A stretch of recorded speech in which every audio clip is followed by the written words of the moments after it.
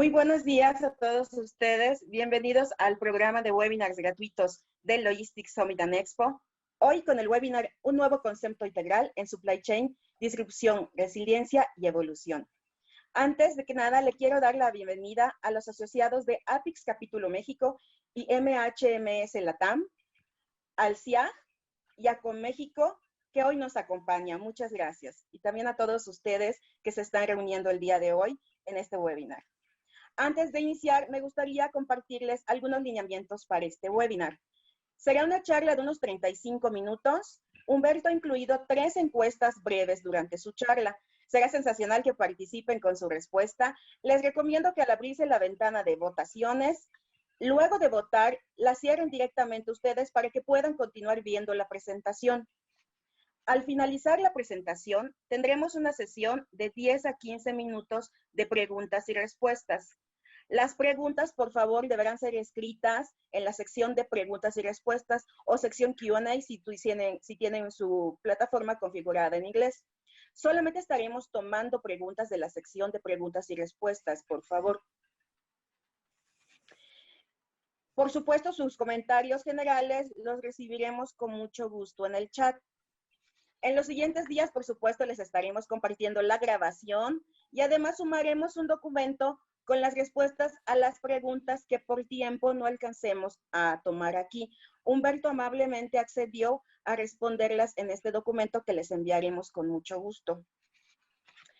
También me da gusto comentarles que si se quedan al todo el webinar el día de hoy, les estaremos haciendo llegar, junto con los materiales, un certificado de participación. Será personalizado, tendrán el nombre de cada uno de ustedes. Ahí está el ejemplo.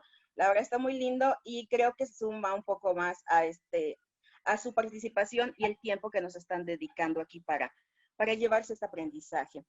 Pues bien, empecemos. Les presento a Humberto Martínez. Él es ex vicepresidente de Supply Chain Norteamérica de Mattel y actualmente es consultor en SIOP y Supply Chain. También les quiero presumir que Humberto, a lo largo de los 13 años que hemos tenido el Logistics Summit and Expo, ha estado rankeado por los asistentes como uno de los 10 mejores speakers en el Congreso Internacional.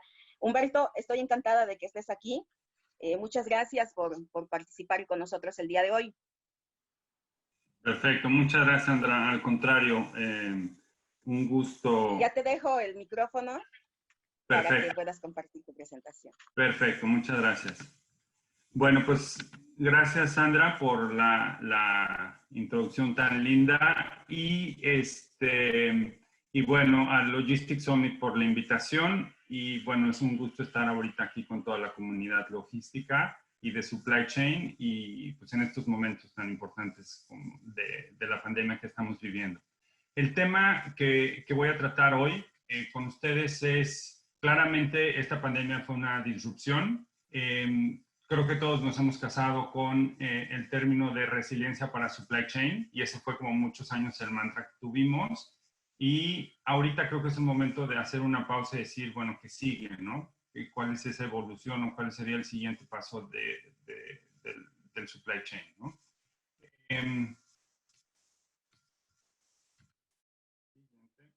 cuanto a agenda, quiero poner un contexto histórico, ubicarnos en dónde estamos. Después quiero hablar de 3 disrupciones, 2 tecnológicas y una ambiental. Brevemente quiero platicar con ustedes cuál es la optimización actual de supply chain que hemos hecho en base al contexto histórico y quiero poner sobre la mesa un nuevo término de antifragilidad y finalmente quiero concluir con 8 puntos para hacer agenda. Okay, pues iniciemos. En contexto histórico, lo primero que quiero resaltar es que nos hemos acostumbrado a vivir bajo certidumbre. De 1946, una vez que termina la Segunda Guerra Mundial, a la fecha, ha sido el periodo de mayor paz que ha vivido la humanidad en toda su historia. Estamos hablando de 12.000, 14.000 años de que se inició la agricultura. Este ha sido el periodo de mayor paz en toda la humanidad. ¿Qué significa esto? Y pongo el término de paz asociado a la guerra porque no puede haber otro disruptor más grande que la guerra. Se pierden vidas humanas, se separan familias, se pierden patrimonios, se pierden generaciones completas que pelearon en la guerra. Entonces, si estamos hablando que fue el periodo de mayor paz, que significa que no hubo conflicto armado en forma masiva, pues de cierta forma nos acostumbramos a vivir en certidumbre. Quiero resaltar, nuestros antepasados o ancestros nunca planearon a largo plazo. Actualmente todos sabemos que tenemos tal salario que está pues, prácticamente asegurado, más un bono, viene o no viene, y podemos hablar de las variables macroeconómicas, inflación, etcétera, y tú puedes saber que si te quieres retirar y la Afore te hace un cálculo, a cuántos años te vas a retirar y cuál es el ingreso que vas a tener. Anteriormente eso no existía. Había tantas variables que cambiaban cada 5 años que era imposible hacer esas planeaciones. Entonces, este periodo de gran paz, nos acostumbró a vivir bajo certidumbre y a darlo por sentado, y también nos permitió cambiar nuestro set de prioridades. ¿Ok? Aquí hay una gráfica que no voy a explicar, pero bueno, se ve cómo el número de conflictos armados ha ido decreciendo, inclusive dentro de este periodo de gran paz, de 1950 a la fecha. Ok, a continuación quiero hablar de disrupción tecnológica. ¿Qué es esto? Y quiero aquí mezclar dos conceptos. El primero sería la ley de Moore, que es el CEO de Intel, Gordon Moore. Bueno, se llama una ley, pero es una ley empírica, es un postulado. Dice que el número de transistores en un microprocesador se duplica cada año, que significa que la capacidad de los equipos de cómputo cada año se puede duplicar. Y es algo que hizo un postulado en 1965 y se ha venido cumpliendo cada 2 años, cada 2 años, cada 2 años. ¿Ok? Ahora lo quiero mezclar con un segundo concepto que es de Raymond Kurzweil, que es un futurista, que él habla mucho de la segunda parte del tablero de ajedrez. ¿Qué es esto? Y ahorita lo voy a vincular con la parte tecnológica, pero primero hablemos del tablero de ajedrez. Para los que no conocen la historia de cómo se creó el ajedrez, se supone que un rey en India pues vivía aburrido y estaba buscando con un entretenimiento. Y llega esta persona, le propone el tablero de ajedrez, le enseña a jugar y el rey está muy feliz, le dice de qué forma te puedo compensar y él le dice, no, la verdad, algo muy sencillo, la primer casilla del tablero de ajedrez, dame un grano de trigo de trigo. Pero en la segunda casilla me vas a dar 2 granos. Y en la tercera casilla me vas a dar 4 y después 8 y así sucesivamente. El rey se sintió pues molesto porque pensó que pues la petición era muy simple, muy sencilla y no estaba a la altura del poder de su reino y del ego de este rey, ¿no? Pero cuando se van sus consejeros reales y regresan, le dicen, ya hicimos cálculos y ni todo el trigo del reino es suficiente para pagarle a este señor. Y aquí es donde entra el concepto de la primera parte del tablero, segunda parte del tablero. Como es un tema exponencial, al principio pues no es tan grande. Y si lo ponemos en toneladas de trigo, la primera parte del tablero te lleva 279 toneladas de trigo, que es algo manejable. Pero cuando te vas a la segunda parte del tablero, la última casilla, estás hablando de 1.2 millones de toneladas de trigo. Si lo ponemos en un contexto, esto es 1.600 veces la producción mundial de trigo que tenemos actualmente. 1.600 veces. Entonces, Raymond Kurzweil usa esta parte del segundo tablero de ajedrez para, de cierta forma, ejemplificar todas las situaciones exponenciales que afectan a las empresas. Esto ahorita lo voy a llevar a la ley de Moore. Y si estamos hablando que cada 2 años se duplican el número de capacidad de cómputo de transistores en las computadoras, de acuerdo a un estudio de MIT, alrededor de 2006 es que entramos a la segunda parte del tablero. Entonces ahorita ya estamos en la segunda parte del tablero y el fenómeno exponencial de la capacidad de cómputo pues es una realidad. ¿Ok? En el siguiente slide quiero hablar porque esto es hablar de la capacidad de cómputo que tenemos actualmente. Ahora, en el siguiente slide quiero hablar de la calidad de procesamiento de información que actualmente tienen las computadoras. Y todo esto empieza en 1997 con Deep Blue de IBM, que fue muy famoso, que derrota a Kasparov al ajedrez. ¿No? Fue la primera vez que empezamos a oír algo pasa con el... Después, en 2011, Watson de IBM también venció al campeón Jenkins, creo, de Jeopardy. Y esto es importante porque por primera vez las computadoras están dominando el lenguaje natural. Y dos, en Jeopardy hay muchos juegos de palabras y dobles sentidos, o dos significados, no es doble sentido en el término mexicano, sino dos significados de la misma palabra. Entonces, que Watson hubiera podido dominar eso es sobresaliente. Ahora, regresando al tema del ajedrez, en 2017, AlphaZero de Google derrota al programa Stockfish 8 al ajedrez. Y aquí quiero hacer mención de una cosa. Una vez que Deep Blue le ganó a Kasparov, ningún humano le volvió a ganar a una computadora. A partir de ahí se empezó más una competencia entre computadoras de diferentes compañías para ver quién era el campeón mundial. Y cada año iba cambiando como de campeón mundial, pero era una computadora. Entonces, en ese momento, cuando se crea AlphaZero, Stockfish era el campeón mundial. Quiero poner aquí unos comentarios. Stockfish hacía 70 millones de análisis de posiciones por segundo. ¿Ok? Y obviamente era el refinamiento de siglos de experiencia humana hasta llegar a Kasparov y después refinamiento de los algoritmos de las computadoras previas. ¿Ok? Ahora, ¿qué pasa con AlphaZero? AlphaZero le ganó, pero solamente hacía análisis de 80,000 posiciones por segundo, que claramente es inferior a 70 millones. Y lo que es más importante es que AlphaZero aprendió desde cero. Nadie le enseñó a jugar al ajedrez. Simplemente se le dieron cuáles son las reglas, cuál era el objetivo del juego, y AlphaZero empezó a enseñarse a sí misma a jugar al ajedrez. Y en tan solo 4 horas, repito, 4 horas, pudo vencer a Stockfish. ¿Okay? ¿Qué es lo importante aquí? En lugar de estar construyendo sobre la base ya existente, que era Stockfish y 70 millones de cálculos por segundo, AlphaZero no se ve afectado por los paradigmas de pensamiento previos, tanto de los humanos como de los algoritmos de las máquinas, y entra con un pensamiento lateral. Y eso es lo que le permite ganarle. Jugaron 100 partidas, ganó 28, empataron 72 y no perdió ninguna.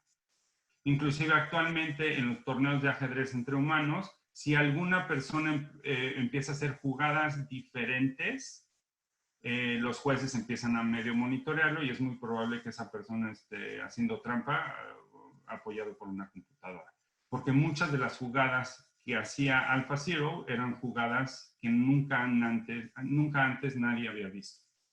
¿Ok? Para mayor referencia, aquí está un libro que les recomiendo ampliamente. La siguiente disruptor que quiero hablar es ambiental. Y aquí vamos a pasar a la primera encuesta. Todos estamos viviendo ahorita bajo la pandemia y la primera encuesta que quiero lanzar es, y me imagino que ahorita lo están viendo en sus pantallas, es ¿qué tan preparada está tu supply chain ante futuros disruptores? ¿Muy preparada, preparada, poco preparada o simplemente no está preparada? Okay. Voy a dejar corriendo la encuesta y ahorita regresamos.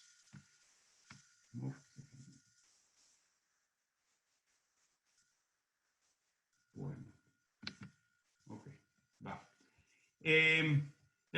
Bueno, el disruptor ambiental, cisne verde. Este cisne verde es un término que trajo el Banco Central de Bancos Centrales, que es el Bank for International Settlements, la Fed de Estados Unidos, el Banco de México, el Banco de Alemania, Inglaterra, etcétera. Todos se juntaron y crearon un Banco Central de Bancos Centrales.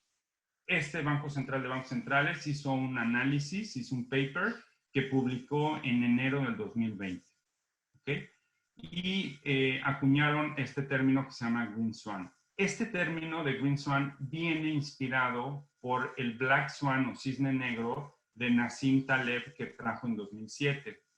Y los cisnes negros se caracterizan por estos tres características.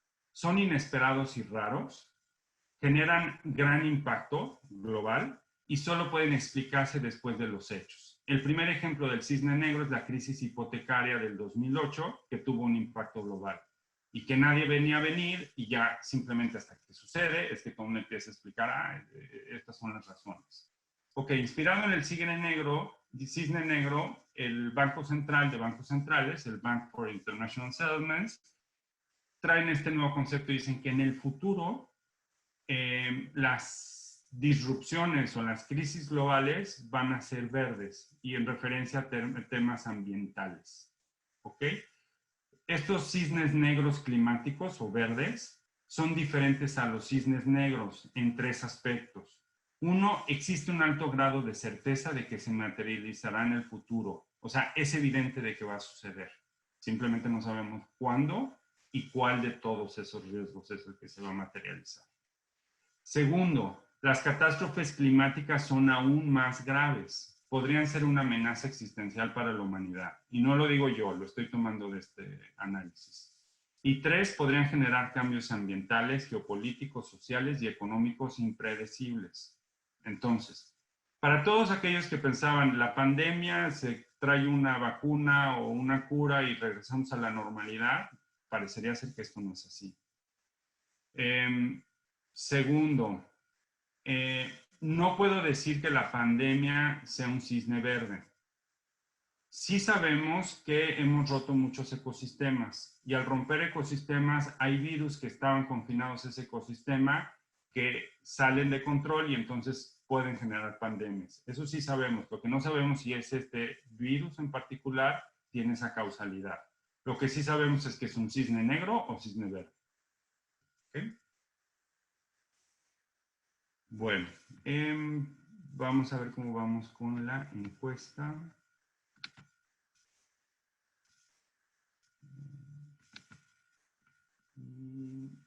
Resultados.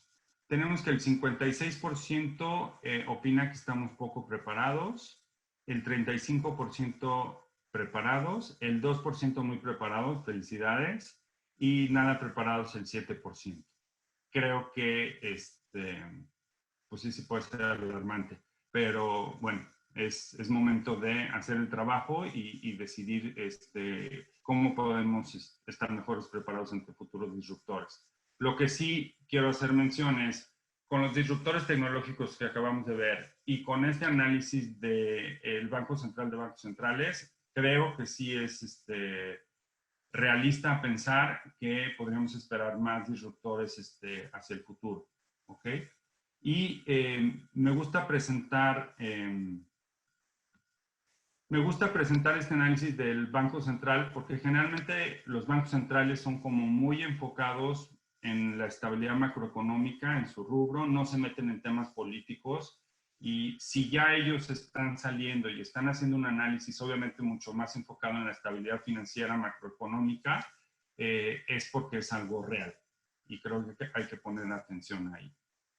Ok, en el siguiente slide quiero platicar cómo esto ha afectado nuestra optimización de supply chain. Recuerdo que mencioné que hemos vivido un periodo de estabilidad y de certidumbre, y eso creo que los factores de optimización de un supply chain típicamente fueran minimizar costos, buscando países de costos de mano de obra más bajos, y minimizar inventarios, ¿no? El just in time, etc. Como resultado de esa optimización, tenemos un sourcing global, buscando el país que te dé los costos más bajos, sin importar dónde esté. Múltiples proveedores para cada uno de nuestros componentes. O sea, un componente puede venir de un proveedor diferente. Cada componente puede venir de un proveedor diferente. Por consecuencia de estos dos largos lead times, o muy largos lead times, y pues, como resultado, complejas redes de supply chain. A continuación quiero hablar de la industria que creo que en supply chain todos hemos usado como la más sofisticada o refinada en supply chain, que es la automotriz, que como que siempre nos está trayendo nuevos conceptos y ha sido nuestra escuela, digamos, en términos de supply chain. Y este es un ejemplo. El modelo Tesla, el modelo X, estos son todos los diferentes proveedores que manejan en todos sus componentes. Nada más necesitas un proveedor en un producto estratégico o en un componente estratégico y te puede frenar toda tu producción. Y creo que no es sorpresa que ahora con la pandemia, de las primeras industrias que oímos que paraban su producción, fue la industria automotriz. Otro ejemplo es para los autos que tienen la marca hecho en Estados Unidos, solamente el 37% es nafta. El resto viene de otros, son componentes de otro país. Solo necesitas un disruptor en uno de estos países para estar en problemas. Resumen de la situación actual. Nos hemos acostumbrado a planear bajo escenarios de certidumbre. Sabemos que el mundo está cambiando a un ritmo muy acelerado, disrupción tecnológica ambiental. Hay muchos más disruptores. Y aquí creo que lo que mencionaría es, no es el mundo cambió por la pandemia. El mundo venía cambiando y posiblemente no nos habíamos dado cuenta. La pandemia simplemente amplificó esos disruptores. Y por último, la optimización actual de supply chain no está diseñada para operar en un ambiente de continua incertidumbre. Y creo que eso sí es un hecho y los resultados de la encuesta hablan por sí mismos. ¿Okay? Bueno, creo que no queda duda, el mundo está cambiando y hay que estar preparados para lo que viene. ¿Okay? Bueno, lo primero que yo pensaría, el mundo está cambiando, bueno, ¿qué tengo que hacer con mi supply chain? Lo primero que yo les recomendaría es lo siguiente. Hay que hacer un buen análisis de escenarios con incertidumbre. Y esto es un ejercicio que ustedes pueden hacer. Simplemente busquen dentro de su empresa o industria a diferentes expertos para que puedan traerles, evitar puntos ciegos. Y lo que tienen que hacer es primero enlistar todos los potenciales disruptores del supply chain. ¿Okay? Ya una vez que tengan una lista, pueden ser 10, 20 disruptores, hay que asignarle probabilidad de que ocurra de acuerdo a su conocimiento y a sus expectativas. Y ya una vez que le asignaron probabilidades de que ocurra, cruzar 2 disruptores de esos y empezar a hacer cruces. Una vez que cruzas esos 2 disruptores, te va a dar 4 escenarios. Aquí traigo un ejemplo. Puse que las energías renovables continúen siendo caras, 70% de probabilidad. De que sean con precios competitivos, 30%. Que exista regulación de carbón, 30%. Que no exista regulación de carbón, 70%. Pero ya cuando empiezas a hacer los cruces, 70 de 70 es 49%, 21, 21 y 9. Y entonces ya tienes 4 escenarios.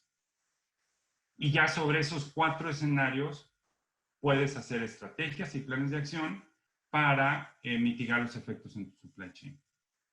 ¿Okay? Esto es algo que pueden hacer su equipo de trabajo, juntarse 1 hora cada día y yo creo que en el lapso de 1 o 2 semanas máximo van a tener un muy buen análisis de escenarios con incertidumbre.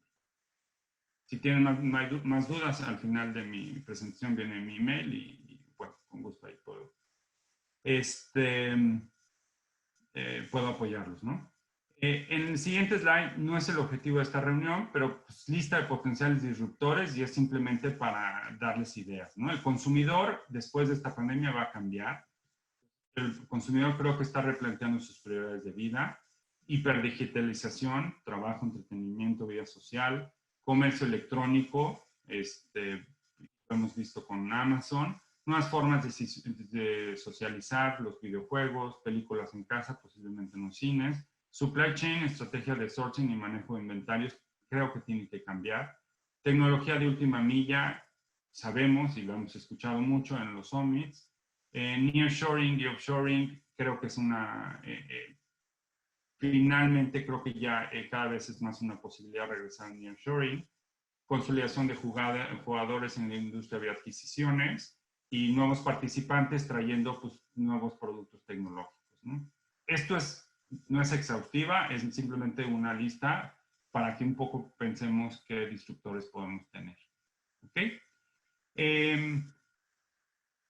Siguiente, absorción de nuevas tecnologías. Incluí este slide por lo siguiente. Creo que en todos los summits escuchamos de las nuevas tecnologías y vienen las nuevas tecnologías Y no sé ustedes, pero yo en el pasado, cuando analicé el retorno de inversión de esas nuevas tecnologías, no me daba retorno de inversión positivo, especialmente para México y Latinoamérica. ¿Qué pasa? La mano de obra es más barata o más baja comparado a otros países, y entonces cuando otros países tienen retorno de inversión positivo, nosotros no da retorno de inversión. A mí me pasó, probablemente sea su caso. Pero aquí yo lo que les diría, yo me apoyaría en la ley de Moore, y en la esquina superior derecha pueden ver el costo de 1 gigabyte. En el 2000 el costo de 1 gigabyte era $10. En el 2010 el costo de 1 gigabyte es 10 centavos. ¿Qué significa? 100 veces más bajo. Entonces, y en la gráfica inferior, lo único que es una gráfica del costo de mano de obra en Estados Unidos y el precio de los robots, y se ve que el punto de convergencia fue en el 90. Yo inventé, es ilustrativa la roja, la línea roja, simplemente para ejemplificar. Bueno, podemos pensar que los costos de mano de obra sean más bajos en México, y el punto de intersección podrá ser el 2000, 2005, 2020, 2025. No sabemos, eso depende de cada industria y de otros factores, ¿no? Pero lo que sí les puedo decir es que va a suceder. Por la ley de Moore y por los costos de tecnología bajando cada 2 años, no es pregunta de si va a suceder o no va a suceder, la pregunta es cuándo va a suceder. Y ahí sí me gustaría resaltar algo.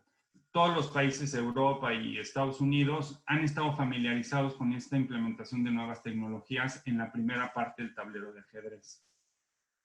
Nosotros, por diferentes circunstancias culturales, institucionales, barreras a la entrada a nuevas tecnologías, creo que no hemos estado tan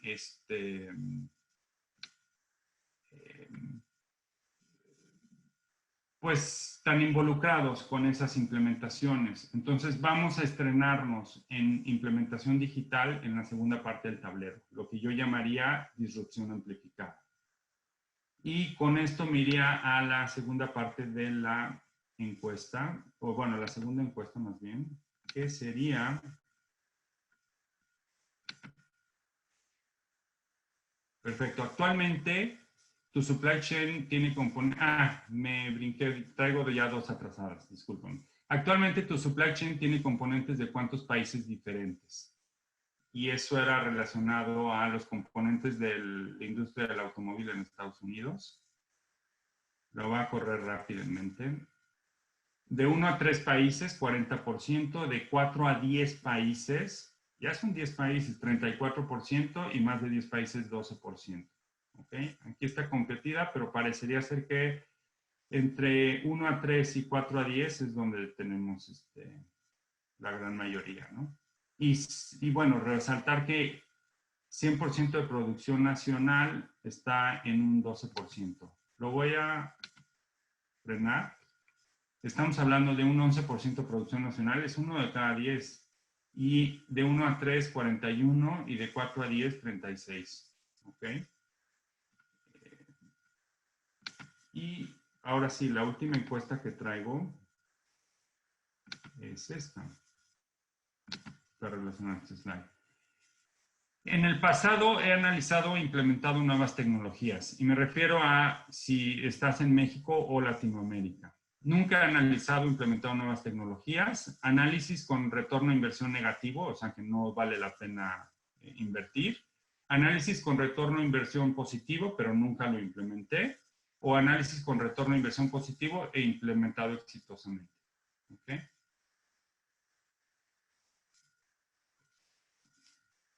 Bueno, voy a seguir y ahorita retomamos la encuesta.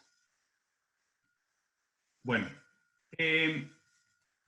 ahora sí, todo lo anterior fue para poner el contexto, los disruptores, cómo está el supply chain, y este es un concepto que quiero poner sobre la mesa, que sería el de antifragilidad. Y otra vez, Nassim Taleb es un término que trajo en 2012, y es lo siguiente: todos en supply chain siempre tenemos el término de fragilidad. Sería un supply chain que ante un disruptor se rompe, desaparece. Y siempre todos nos casamos con el término de resiliencia, que sería un supply chain que resiste el impacto, pero permanece igual. la analogía ahí que tenemos es un puente, ¿no? Un puente que hay un temblor, el puente se mueve, pero después regresa a ser el mismo puente que teníamos antes. Pero Nassim trae un nuevo término que dice, bueno, es que resiliencia no es el opuesto de fragilidad. Hay algo diferente que se llama antifragilidad, que es cualquier sistema que ante el disruptor mejora o evoluciona. ¿Ok? Él trajo este término para finanzas, porque es un cuate más enfocado a las finanzas, pero es un enfoque sistémico y aplica para cualquier sistema.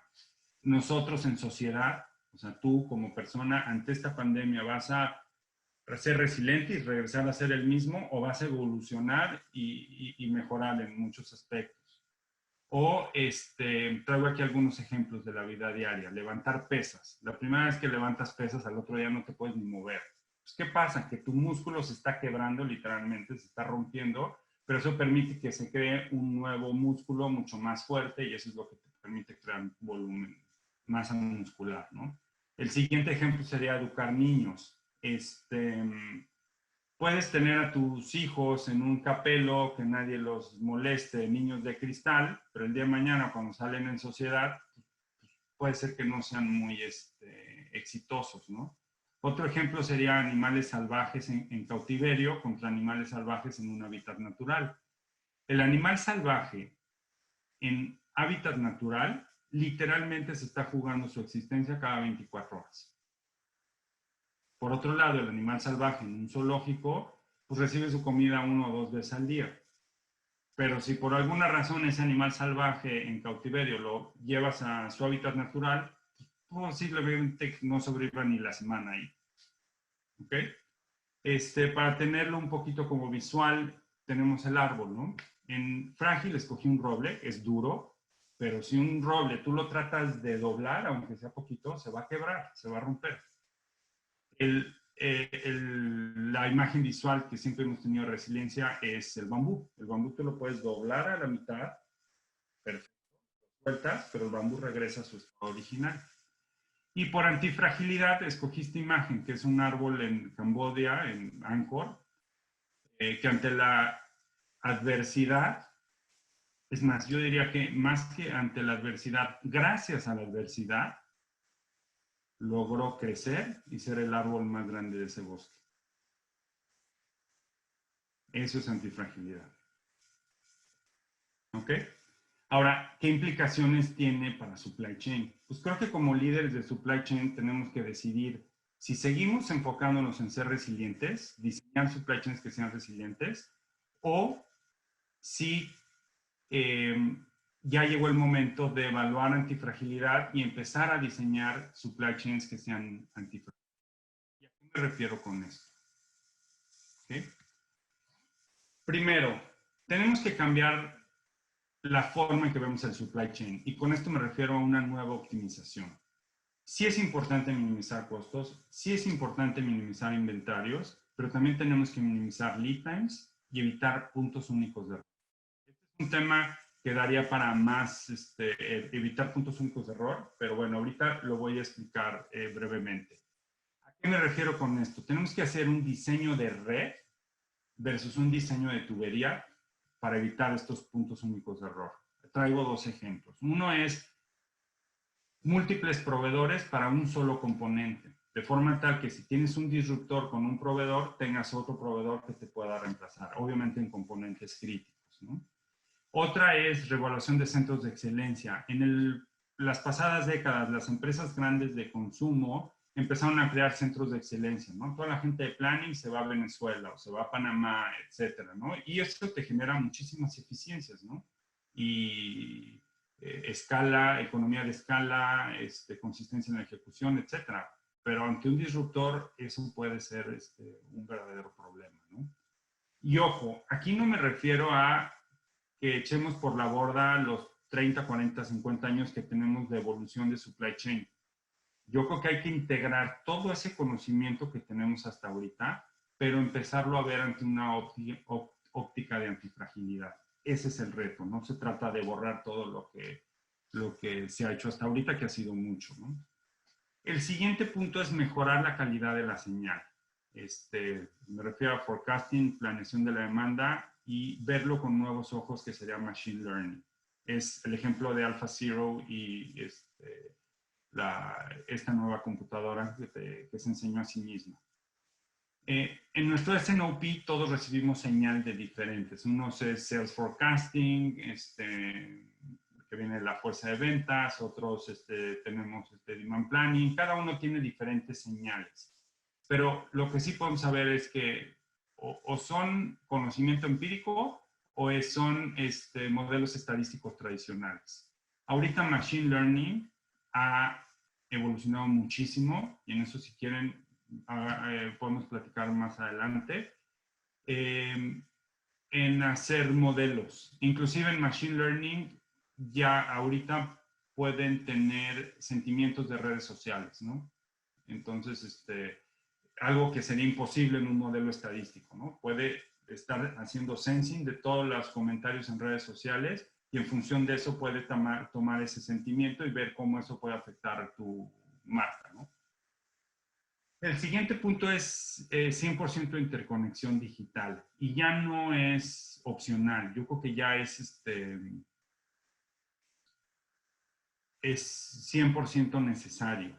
Y para eso me refiero 100% interconexión digital, pero con una visión sistémica. No nada más es tu compañía, que sí debe estar 100% interconectada, sino tu proveeduría y tus socios logísticos. ¿Ok? ¿Eso que te va a permitir? Tener una visibilidad de punta a punta sistémica. ¿Ok? Importantísimo. Y para esto hay nuevas tecnologías, Internet of Things, etcétera, IoT, etcétera, que sí pueden permitir esto a costos accesibles. El siguiente es, y creo que sabemos que todas implementaciones, si no viene con un nuevo enfoque en gestión del cambio, no son exitosos. Eso lo hemos aprendido ya a través de los años. Change Management es importantísimo, y tenemos que crear este nuevo enfoque de antifragilidad en nuestros procesos, antifragilidad en los sistemas y antifragilidad en las personas o el capital humano, pero creo que es mejor llamarle como lo que somos, ¿no? Personas. Si hacemos del punto 1 al 5, vamos a estar preparados para el punto 6, que es respuestas en tiempo real. ¿Okay? Y para eso tenemos Big Data apoyando, ¿sí? IoT, Machine Learning. Entonces, si hacemos todo, vamos a poder tener, bueno, información en tiempo real y después respuestas a nuestro supply chain en tiempo real. Y en ese momento podemos estar hablando que tenemos un supply chain que es antifrágil. ¿Por qué? Porque va a estar teniendo el sensing o la información de todo lo que está pasando a nivel sistémico y está haciendo una reoptimización en tiempo real y cambiando nuestro supply chain. ¿Ok? Ya para terminar, quiero hablar de 8 puntos para ser agentes de cambio. Al principio voy a hablar de procesos y sistemas y después voy a hablar de nosotros como personas. El primero que diría es construir análisis de escenarios con incertidumbre. El ejemplo de Harvard que les puse de los 2 escenarios y hacer tus 4 casillas, creo que eso es importantísimo porque nos va a permitir entender dónde estamos parados. El segundo es que crees tu radar de nuevas tecnologías para tu supply chain.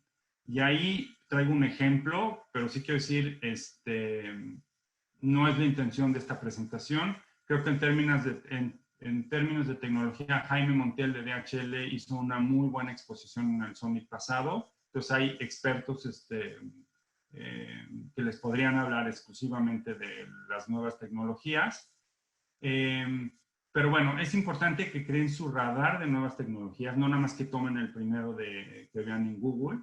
Eso puede ser su punto de partida, pero a partir de ahí es definirlas y clasificarlas y detectar cuáles son las que son relevantes para ustedes.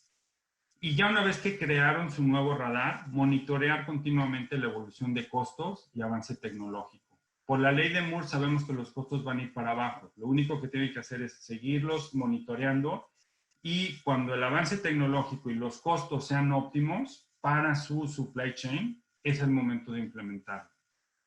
¿Okay? No antes, no después. Este es un ejemplo de radar de nuevas tecnologías, lo tomé de Google. Aquí se puede ver de Mobility, Digitalization, IT, Analytics, y pueden ver Big Data, Machine Learning, IoT, los términos de los que hemos estado hablando. Este no es el único, es simplemente un ejemplo. Siguiente, en base a 1, 2 y lo que presenté en el slide anterior, rediseñar supply chain bajo los 6 conceptos de antifragilidad que acabo de presentar. Okay. Ahora pasemos a la parte más importante del supply, las personas. Yo lo que les diría es liderar absorción de nuevas tecnologías, basado en el radar, pero es nuestra responsabilidad el monitorear esas tecnologías y estar al corriente de qué es lo que está sucediendo. El siguiente consejo que les daría es estar informados, pero muy importante, crear una estrategia para asimilar nueva información. Todos en esto recibimos noticias, WhatsApp, Twitter, Facebook, o sea, por recibir información no es el problema actualmente. El problema actualmente es en definir una estrategia y no dejarte ir por la ola de los encabezados, etcétera, que simplemente nada más te traen mucho ruido y poca señal. Ok, a ese respecto yo sugeriría que tengan un diario o un periódico nacional, pero que también tengan un periódico internacional que les pueda dar qué es lo que está pasando en el resto del mundo. Y segundo, de acuerdo a sus áreas de interés, tanto personales, desarrollo personal, supply chain, tecnología, las que ustedes definan, que busquen algunos líderes de opinión y vean cuándo publican ellos nueva información, que puede ser cada semana, cada 15 días, cada mes, y cuando ellos publican, eso es lo que ustedes leen a profundidad. Entonces, por un lado, con los encabezados, que los encabezados nada más tienen que verlos una vez al día, no todo el día. Eso les va a dar una idea de cuál es el estatus o qué es lo que pasa a nivel mundial. Perfecto. Y después, a nivel de conocimiento en particular que ustedes tengan interés, eso les va a dar profundidad. ¿Ok? El siguiente es capacitación continua formal e informal. Actualmente las principales universidades de Latinoamérica y México, pero también las globales, tienen muy buenos cursos online. Y son cursos desde 3, 4, 6 semanas, cursos cortos, muy buenos, y que te pueden dar muy buen conocimiento en algo que quieras saber. Lo pueden vincular esto inclusive a su radar de nuevas tecnologías, ¿no? Siguiente, construir sólida red de soporte. Eso se me hace súper importante. Creo que todos debemos de tener un mentor que nos pueda dar consejos de nuestra carrera. Y también en esta dinámica de dar y recibir, es muy importante que nosotros también tengamos gente a quien le demos ese mentoring. Pueden ser 2 o 3 personas, pero también los invito a que sea algo más formal, ¿no? Yo con las personas que tengo la fortuna de hacer este mentoring, lo ponemos con un día y le dedicamos media hora, 1 hora y desarrollamos temas. Si lo hacemos para las compañías donde trabajamos, donde ponemos agenda y ponemos ciertos objetivos, creo que es muy válido que le demos pues ese mismo tratamiento a en construir relaciones humanas que sean sostenibles y productivas, ¿no? Y por último, yo hablaría de definir tu propósito. Y no es último, es el primero, pero con esto quiero cerrar.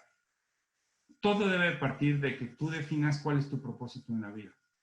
Y de ahí que definas qué para ti es la familia, qué para ti es la vida social, qué para ti es tu tiempo personal, tu trabajo, etcétera, etcétera. Aquí puse un libro de Ken Wilber, que creo que es el que más me gusta, que integra en términos muy prácticos, pero cómo integra todas las facetas del ser humano y va dando consejos de cómo ir haciendo un buen acompañamiento, digamos.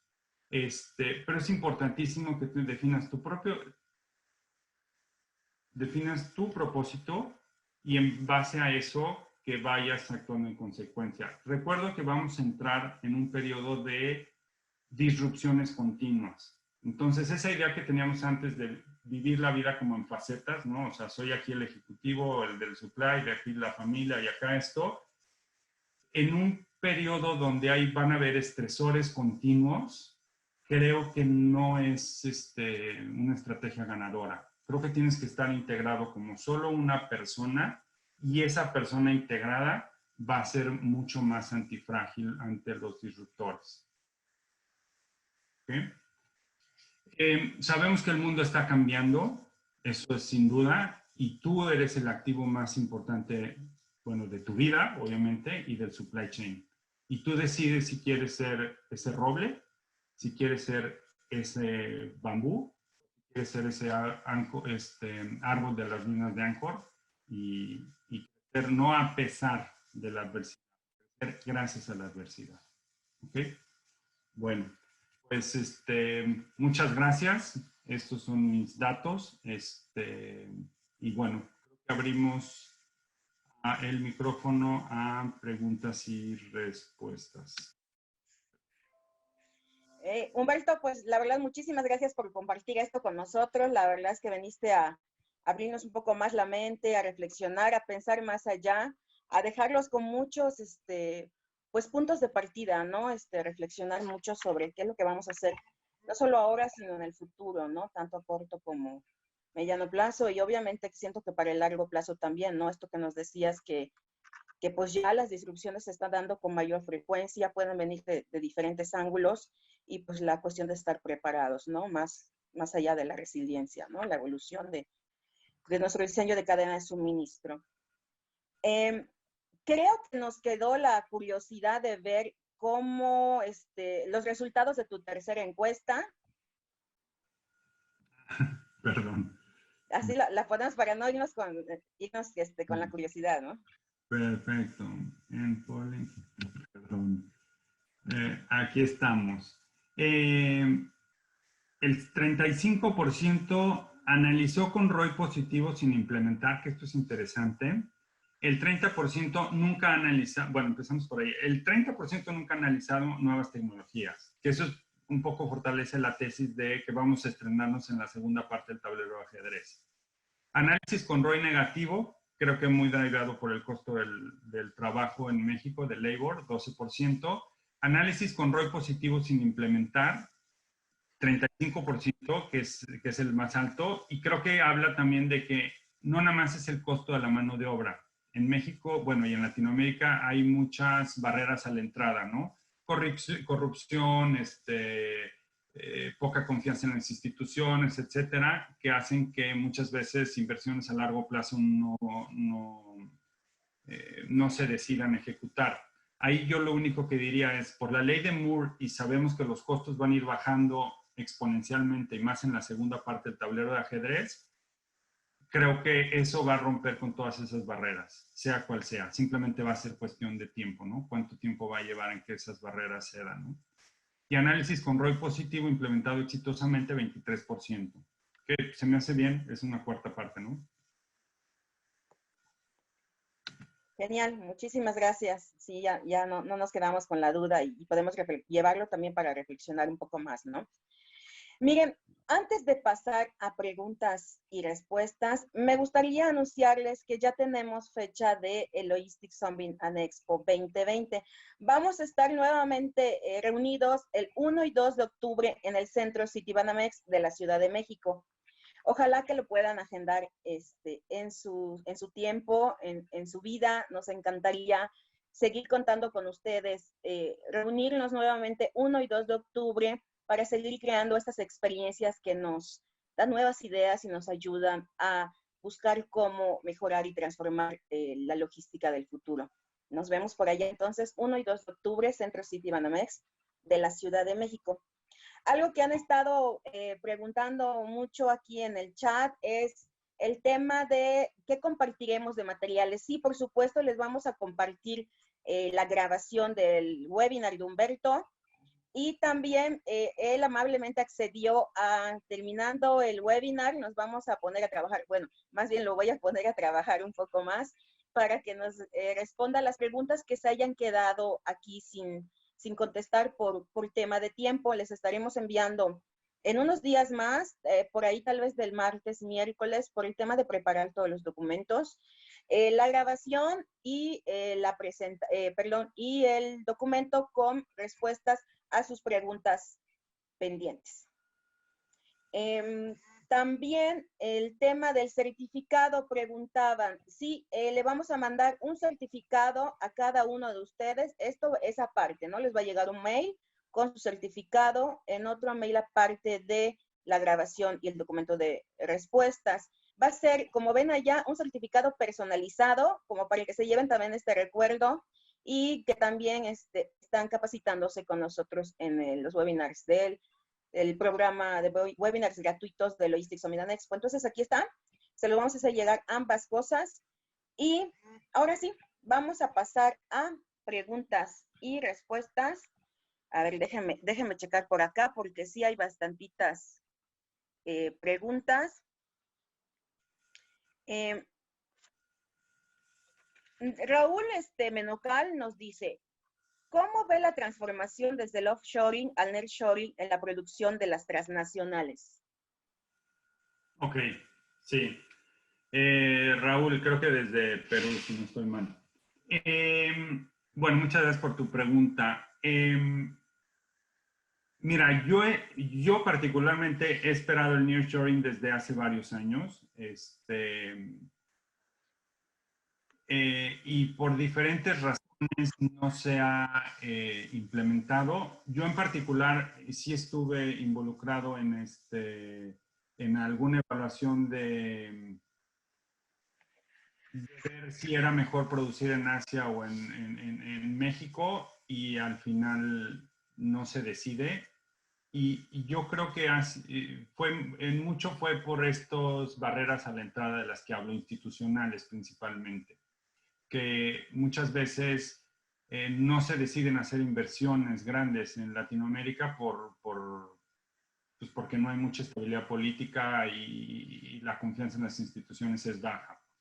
Ahora, ¿yo qué pensaría? Ante estos disruptores, que son mucho más grandes que todo lo que hemos visto anteriormente, creo que nearshoring definitivamente es una opción. Simplemente, la verdad, lo que no sé es cuánto tiempo va a llevar y que lo empecemos a ver como una realidad. Posiblemente monitorear la industria automotriz es bueno, porque los costos para ellos de frenar las plantas son altísimos. Entonces, si alguien tiene incentivos a rediseñar su hub de producción, es la industria automotriz, y de ahí habría que ver cómo va a ir permeando a las diferentes industrias, ¿no? Pero definitivamente creo que sí es por fin va a ser una opción para los mercados latinoamericanos, porque sí sería una oportunidad de atraer producción. Ok, gracias Humberto. Aquí Jazmín Mendoza, le gustaría saber un poquito más de la ley de Moore, particularmente en la logística. Nos dice, ¿de qué manera influye la ley de Moore en la logística? Contaste un poco, ¿no? Sobre esto, pero veo que le generó bastante curiosidad enfocada a logística. No, sí, yo lo único que vinculo es, tienes ley de Moore, después eso obviamente está abaratando los costos de los transistores, etcétera, y de los equipos de cómputo. Entonces lo que está permitiendo es abaratar las tecnologías, y al abaratarse las tecnologías, entonces las implementaciones pueden ser más factibles, ¿ok? Y fíjense que supply chain funciona en base a un sistema. Posiblemente tú eres la única empresa, vamos a suponer un país muy atrasado, el que ustedes se imaginen, tal, y tú eres una empresa que pones toda la máxima tecnología, no va a funcionar porque el sistema alrededor sigue análogo, ¿no? Entonces, supply chain funciona en base a sistemas. Entonces, mientras más compañías estén subidas en la nueva tecnología, eso va generando ciertas sinergias, y entonces eso va permitiendo que los beneficios de la digitalización en el supply chain sean exponenciales. Entonces, la ley de Moore, al abaratar los costos logísticos, bueno, los costos tecnológicos, va a permitir que más empresas tengan acceso a tecnologías, y eso va a generar una externalidad positiva, digamos, un bien común para todos, del cual todos nos vamos a poder beneficiar. Ok, perfecto. Juan Pablo Orlandi, hablando de esto que decías del recurso humano, ¿no? Que hablaste también como el elemento fundamental. Dice, ¿el cada cuánto es conveniente asesorar al personal en logística de una empresa? Bueno, a ver, Hay dos tipos, y no sé qué llamamos por asesoría. Sí. Hay dos. Uno es el entrenamiento funcional, y ese debe ser continuo, ¿no? Que son conocimientos, nuevos conceptos o conocer mejor el software de la compañía o los procesos, etcétera. Y otro, si le llamamos asesoramiento, la parte de coaching, yo creo que depende de cada persona. Creo que el approach de tratar de pensar, tratar de tratar a todas las personas de la misma forma, desde mi punto de vista, no es lo mejor, porque no hay ni siquiera el mismo interés. Todas las personas somos diferentes. Entonces, dependiendo de las características de las personas y del interés de la persona que tenga ese coaching, creo que debe de haber el apoyo necesario. Pero creo que el interés debe de venir de adentro hacia afuera, de la persona, y más bien la compañía puede acompañar a esa persona en su interés de coaching. Ok, gracias. Aquí Guillermo Más dice, si tuvieras que adivinar, ¿cuáles serán los 3 disruptores próximos? A ver, para que nos adivines un poco.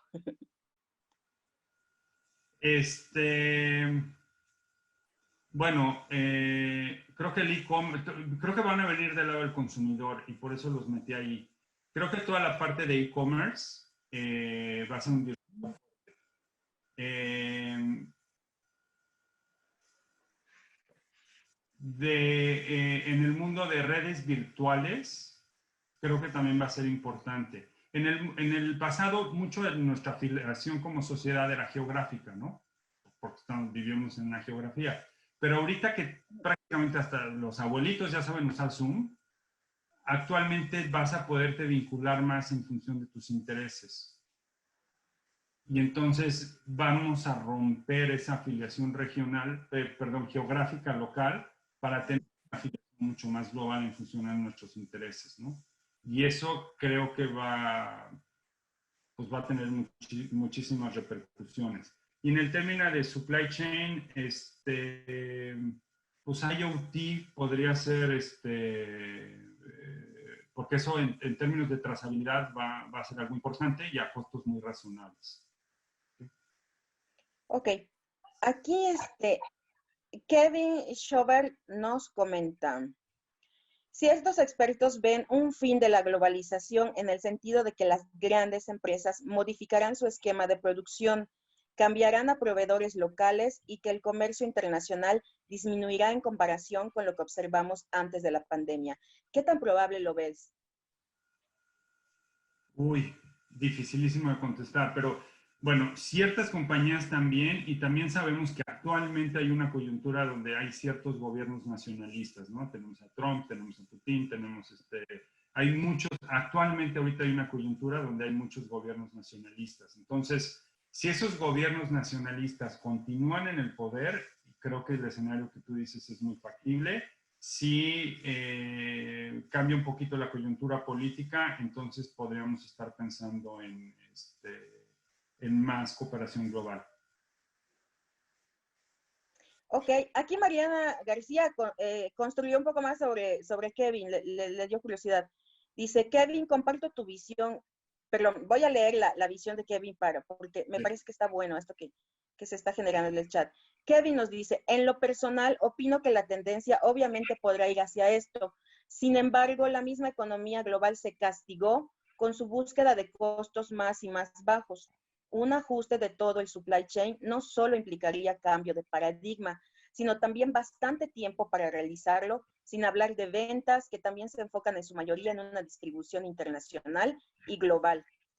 Y Mariana le comenta que comparte su visión y ella pregunta, ¿qué pasa con el tiempo en que se llega a aplicar? Parecería que los cambios se dan a una velocidad mayor. Creo que es justo lo que comentabas, ¿no? De las disrupciones, cómo se están dando cada vez más constantes y más, llegan más pronto, ¿no? Sí, sí, yo creo que ahorita estamos viendo cambios más acelerados y eso lo vamos a ver cada vez más. Por ejemplo, ¿cuándo pensamos en nuestra vida que todas las economías del mundo se iban a parar por 2 meses? pues nunca lo pensamos, ¿no? Entonces, y eso ha sido las decisiones que se han ido tomando ahorita en tiempo real son impresionantes. O cuando pensamos que todas las compañías iban a trabajar en home office, ¿no? Que venimos hablando de home office por años. Y muchos líderes diciendo, no, no, no, mi compañía no está lista, no está lista, no está lista. Pues bueno, estuvo lista en 24 horas o en un fin de semana, ¿no? Porque cuando se decidió que ya no se trabajaba en las oficinas, a las compañías no les quedó otra más que hacerlo y lo hicieron en máximo 3 días, ¿no? En 3 días ya todas las compañías estaban trabajando vía Zoom. Entonces, creo que hay muchas barreras en las decisiones, ¿no? O muchos, sí, barreras. Y ahorita ante disruptores y que posiblemente puedan ser de este mismo tamaño o más grandes, pues obviamente todas esas barreras van a ir cediendo, ¿no? Lo que sí actualmente, y ahorita recordemos que estamos en medio de la pandemia, entonces todavía empezar a detectar una tendencia hacia dónde nos estamos moviendo, creo que todavía es un poco prematuro. Ok, perfecto. Hugo Yepes te pregunta, ¿recomendarías matriz de probabilidad e impacto? Creo que es una buena herramienta para crear contingencias. Sí, sí.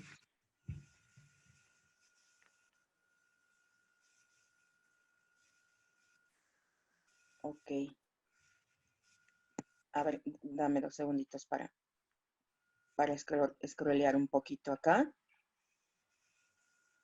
Ok, esta pregunta de Alberto Sánchez está un poquito más específica.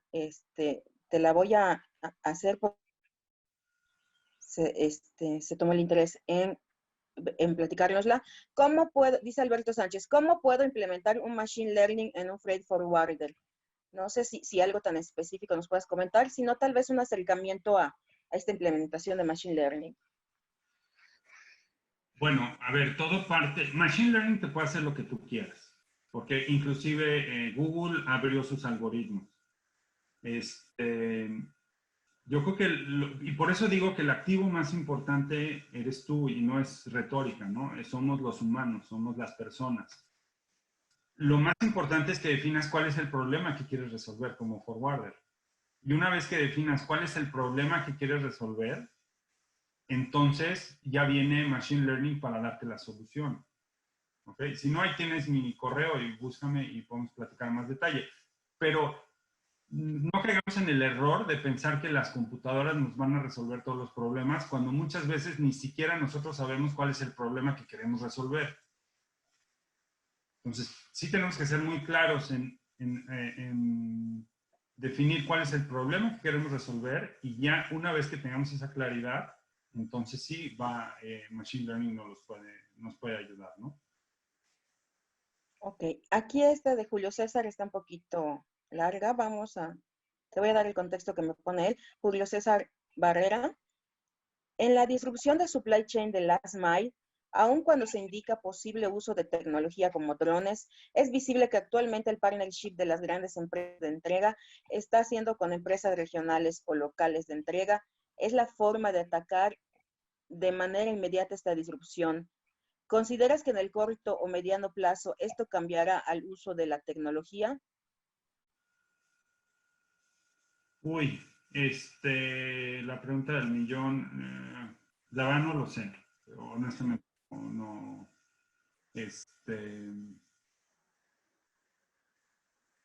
sí, sí entiendo que sí, especialmente Amazon está usando muchos distribuidores locales. Vamos, a ver, si hacemos los 6 puntos de antifragilidad que estoy hablando, que es el 100% de interconexión, posiblemente una distribución centralizada, al menos en el nodo de decisión. De ejecución sigue siendo local, pero de decisión posiblemente haga sentido, pero pues veamos un poquito cómo sigue evolucionando esto, ¿no? Ahora, ahí me gustaría hacer una mención, porque si el e-commerce sigue creciendo como está creciendo, es cómo todos los demás jugadores que no son Amazon, cómo van a poder responder, ¿no? Porque el tema de escala en la última milla, pues es todo. Entonces ahí creo que, creo que ahí los proveedores logísticos, los DHL del mundo, etcétera, es una oportunidad de oro en posicionarse no como simplemente el proveedor de la última milla, sino como un socio estratégico que te dé todo ese servicio. Y si puede juntar a varios retailers de diferentes rubros, entonces puede crear una microescala, o bueno, una escala similar a Amazon, y entonces sí, de esa forma hacer una competencia hacia Amazon, ¿no? Okay. Ok. Alfonso de Pedro comenta, hoy en día la concentración de operaciones de supply chain es muy alta en Asia. Con esta pandemia, ¿ves que eso pueda cambiar y que las empresas muevan sus operaciones a otra parte del mundo? U otras partes del mundo, mejor dicho. Sí, mira, sí es lo que yo estaría esperando, Poncho. Por eso digo, de parte de la optimización de supply chain tiene que ser minimizar lead times, ¿no? Y eso implicaría nearshoring. Sí, sí, sí es algo que estaría esperando. Habría que ver si sucede, ¿no? Ok, perfecto. A ver, déjame buscarte una pregunta más, que también tenemos muchos comentarios. Entonces estoy cazando un poquito más las preguntas. Comenta también aquí, ¿cómo se enfrenta la reducción de inventarios en la cadena con lead time de periodos muy largos? Ok, sí, es por eso que digo que se tienen que bajar los lead times. Ujú. Porque si pensamos en, por eso puse el sistema de red contra uno de tubería. Eh, eh, todos tenemos ese concepto de en logística, que es el diámetro del tubo, que lo que hace es reducir el diámetro del tubo para darle más flujo, ¿no? Es la teoría de flujos, ¿no? Y es con lo que nos hemos casado. Pero cuando haces un tubo que va de América a Asia y de Asia se va a África y de África acá y bajas el tamaño de la del tubo para darle más flujo, que es lo que estamos haciendo con inventarios, pues es un supply sumamente frágil. En cualquier momento ese tubo se va a romper y vas a tener un disruptor. Entonces, dado que, porque la otra opción sería regresar a crecer el diámetro del tubo, pero imagínense todo el inventario que tendría que pasar por esos tubos que van por todo el mundo, pues sería carísimo el costo del costo financiero de hacer eso pues es impagable. La única solución creo que es reducir el tamaño de tu tubería vía nearshoring y hacer un diseño de red en lugar de un diseño de tubo, ¿no? Tubular.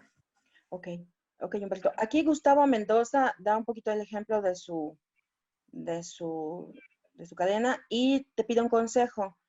El 30% de materiales son de China. En México ensamblo y mi venta es para Estados Unidos. Dice, ¿cómo visualizas el futuro comercial? Y si me recomiendas cambio de logística. Bueno, mira, ahí está mi email y podremos platicar en más detalle. Eh, Técnicamente sí, creo que nearshoring es algo que hay que evaluar, pero también tienes que evaluar, actualmente el hub es Asia y ese hub genera ciertas sinergias. Entonces, si tú eres el único que te mueve, sí, en términos, pues sí, sí vas a tener nearshoring, vas a ser más antifrágil, pero también hay un trade-off porque estás perdiendo ciertas sinergias que en el hub de allá. Entonces habría que hacer más un análisis y saber si es el... A ver, creo que la pregunta no es si es correcto o no es correcto. La respuesta en nearshoring creo que es la solución. La pregunta es si el timing es el correcto para ejecutarlo. O qué capabilities tienes que crear localmente. Entonces sí, para que puedas proceder con tu nearshoring, ¿no? Ok. Aquí otra pregunta sobre Machine Learning. Pregunta Paul Sánchez. ¿Cómo puedo iniciar la implementación de Machine Learning en forecasting en mi empresa donde laboro? Él pertenece al sector de producción de soda cáustica. Ok, bueno, aprovecho ahí, porque muchas personas están preguntando por mi email. Mi email es humberto.martinez@utexas, como de Universidad de Texas, utexas.edu de educación. Si me mandas un mail podemos platicar a más detalle, pero Bueno, lo que se hace es detectar, primero detectar cuáles son las variables que tú crees relevantes. Limpias esa información y una vez que la limpias, la conectas a Machine Learning y después de que la conectas a Machine Learning, entonces permites esas famosas 4 horas de AlphaZero. Bueno, no son 4 horas, es más que eso, pero entonces empiezas a permitir que Machine Learning empiece a aprender, te empieza a arrojar resultados y cuando tú ya sientes que esa señal es más robusta que tu modelo de forecasting anterior, en ese momento haces el reemplazo. Ok, aquí Luis Rentería nos hace una pregunta interesante y yo creo que estamos listos para esta conversación, como se dice ahora por ahí. Humberto, ¿consideras que la cultura logística mexicana está preparada para dejar de ser resiliente y convertirse en antifrágil ante los cisnes verdes que pudieran aparecer? ¿Cómo nos visualizas? Pues mira, he participado y atendido a los diferentes summits y en el último me gustó que había mucha participación de panelistas mexicanos y creo que con muy buenas presentaciones. Entonces eso me da la idea de que sí empieza a haber más desarrollo. Ahora, visto desde afuera, creo que, y no hablo de supply, como país, la región de Latinoamérica nos hemos rezagado por diferentes cuestiones políticas, culturales, sociales, ¿no? La corrupción, etcétera. Y creo que se nos está yendo ahora sí que el tren, ¿no? El vagón. Porque Estados Unidos es el centro de consumo más grande, pero no sabemos cuántos años más Estados Unidos siga teniendo esa hegemonía económica, ¿no? Entonces, o nos ponemos las pilas como país, o se nos va a ir el vagón, ¿no? Entonces, por eso digo que el activo más importante eres tú, y sí lo digo. Pero para eso tenemos que estar 100% enterados de lo que está sucediendo afuera y ser agentes de cambio, ¿no? Ok. No, nos siguen llegando muchas preguntas, ¿te parece si contestamos algunas más, Humberto? Sí, no tengo problema. Ok, vamos a Aquí Humberto, ya ven que es súper generoso y súper amable, me comentó que él como Vicente Fernández, mientras sigan aplaudiendo, él sigue respondiendo, contestando sus respuestas. Vamos a contestar algunas más porque sí, ya nos alegramos un poco en el tiempo, pero están muy buenas y mientras ustedes se queden aquí con nosotros, vamos a seguir un poquito más. Dice Juliana Córdoba, ¿consideras que las empresas logísticas deben adecuar sus objetivos a un desarrollo sostenible? De ser afirmativo, ¿con qué prioridad recomiendas hacer esto? Bueno, depende. Sí, la respuesta es sí. Creo que, a ver, en el pasado como que vimos todas las variables como independientes, ¿no? Vamos, cuando éramos chicos crecimos con el concepto de que el agua era un recurso renovable, ¿no? Entonces, Sí. estamos bajo la idea de que pues, todo era renovable y todo era infinito, ¿no? Y todo era certidumbre. Y hemos llegado a un nivel de crecimiento donde no, el mundo es más finito de lo que pensábamos, ¿no? Otto Schammer de MIT dice que actualmente estamos usando 1.5 veces el planeta Tierra. O sea, los procesos sociales, políticos y económicos principalmente, estamos usando 1.5 veces el equivalente de una Tierra si se usara de forma sustentable, ¿no? Entonces, por supuesto que tenemos que ver a las compañías desde un modo integral. En el pasado era como parte más como de fundación no, así esa parte como de responsabilidad social y no es responsabilidad social, es una obligación. Definitivamente es una obligación. No ver las compañías solamente desde el punto de vista financiero, sino verlas como un todo holístico. A ese respecto hay algún nuevo movimiento que se llaman B Corporations, que son corporaciones de beneficio, que son empresas, no es que sean ONGs, son empresas que están creadas para tener para lucrar, para tener rentabilidad, pero que lo ven todo desde un punto de vista holístico, ambiental, social, cultural y obviamente financiero, ¿no? Y creo que cada vez vamos a empezar a ver o tenemos que empezar a ver las empresas más desde ese approach de B Corporation. Ok. Dice Ricardo Castrillón, ante el alto nivel de incertidumbre y los cambios muy rápidos en el tiempo, ¿los niveles de planeación de mi supply chain deben ser más fuertes en corto plazo? Sí y no. Yo creo que la planeación a largo plazo va a seguir ahí, pero reconociendo que van a haber más disruptores dentro de esa estrategia a largo plazo. Por ejemplo, los 6 puntos de los que yo hablé de antifragilidad, todos son de largo plazo. Lo que pasa es, si estás planeando para el próximo año, los próximos 2 años, pues vas a estar como una veleta, ¿no? No va a haber, creo que va a ser muy difícil que puedas subsistir si estás cambiando tu estrategia cada 2 años, ¿no? Ok. Mónica Gómez te comenta, estoy interesada en elaborar el radar de tecnologías y el ROI tecnológico. ¿Qué me puedes recomendar? Ok, ¿puedes repetir la pregunta? Sí, dice ella que está interesada en elaborar el radar de tecnologías y el ROI tecnológico. ¿Qué me puedes recomendar? Ok, si puedes, mándame un email y ya te puedo decir algo un poquito más concreto. humberto.martinez@utexas.edu. Y ya para Ok. algo más específico, ¿no? César Augusto Hidalgo pregunta si podrías describir un ejemplo más de cruce de disruptores.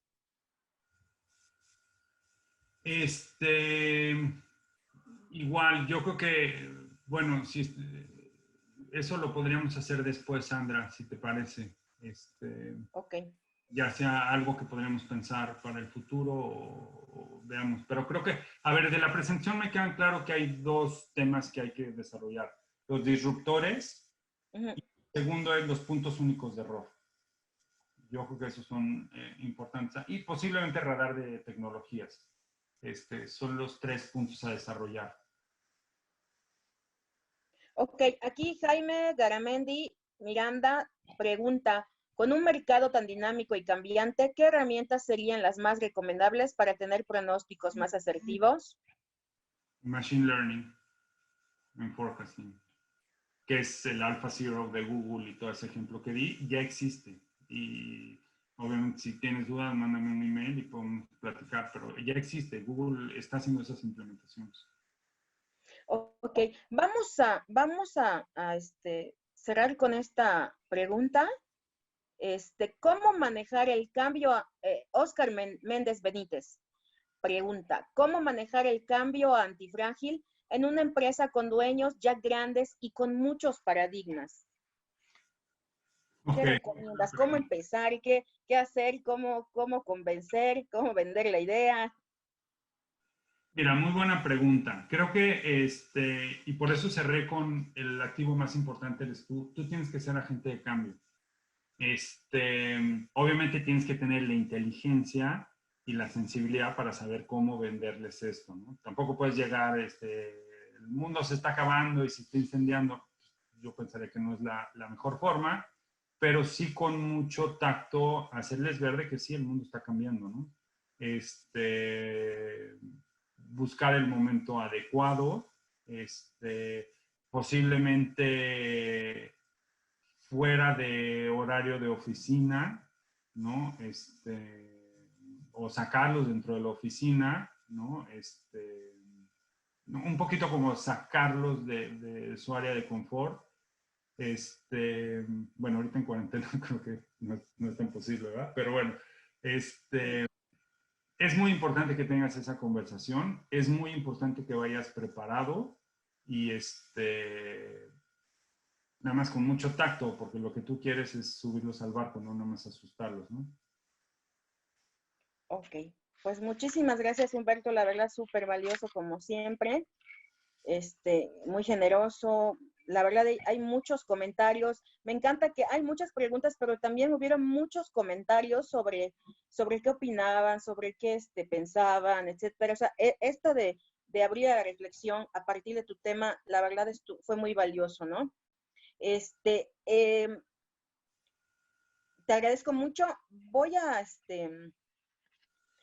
recopilar las preguntas que quedaron pendientes, así como los comentarios, para poder pasárselos a Humberto y que nos pueda hacer, nos pueda dar las respuestas a esas preguntas para la próxima semana, poderles pasar grabación y el documento con las respuestas, y a cada uno mandarle su certificado. También vi por allá que nos están comentando de algunas cuestiones con el certificado. Igual voy a sacar esos puntos que nos comentan para darle seguimiento, no se preocupen. Pues te agradezco oficialmente por participar con nosotros, Humberto. Al contrario, gracias por la invitación. Te agradezco. Encantada. Y el que me hayas dado la oportunidad de platicar con toda la comunidad logística. No, yo encantada. Y les comento que ya tenemos nuestro siguiente webinar, ya tenemos fecha, es el miércoles 24 de junio, igual a las 10 a.m., y va a ser con el tema consejos prácticos para el apalancamiento digital de tu estrategia Route to Market. Va a estar a cargo de Alejandro Gómez, que es experto logístico en distribución y última milla, con más de 14 años de experiencia en Latinoamérica. Alejandro es buenísimo, sabe un montón, he estado en pláticas con él, charlando sobre este tema, y la verdad está preparando así, buenísimo, ¿no? Tiene aquí a Humberto como punto de partida, entonces también se está preparando bastante para hacer un papel excelente, que seguro lo hará. Alejandro es increíble. También, por favor, queremos agradecer a la presencia de los asociados de APIX Capítulo México y MHMS Latam, de CIAG y de Coméxico, que nos acompañaron el día de hoy. La verdad, estamos extremadamente orgullosos, felices y agradecidos con todos ustedes, con Humberto, con la gente que nos apoyó para la difusión, con todo el trabajo que realizamos. Estamos muy agradecidos, muy contentos, porque tuvimos más de 3,000 participantes el día de hoy. La verdad, incluso muchos más conectados por YouTube, porque aquí ya el cupo quedó completo, pero mucha gente también, además de esos 3,000, pudieron entrar a YouTube. Entonces, bastante más de 3,000. Estuvimos el día de hoy escuchando a Humberto y escuchando lo que tenía que contarnos un poco más con las preguntas y respuestas. Les agradecemos mucho. Ya cierro con esto para no estarlos ocupando más su tiempo. Muchísimas gracias a todos. Nos vemos muy pronto, 24 de junio, en el siguiente webinar. Muy buenos días, muchas gracias y muy buena suerte. Perfecto. Gracias.